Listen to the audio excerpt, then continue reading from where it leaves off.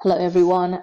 For this kind of example, this is what you do. And as exactly the same as previous examples, you multiply everything from the outside of the brackets by everything inside the brackets. Simple as that. Right, so we're going to break it down to two parts just to make sure that we get every single answer correct for this expanding bracket question.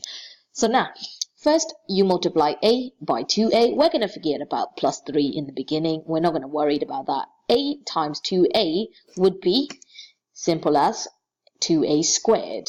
So because a multiplied by a give you a squared, you cannot leave the number 2 out and write a squared, because you will have to make sure that you are multiplying 2 as well as the a's. And for the second part of this example, you multiply a by 3 or plus 3. Therefore, which will give you multiply a by 3 is plus 3a.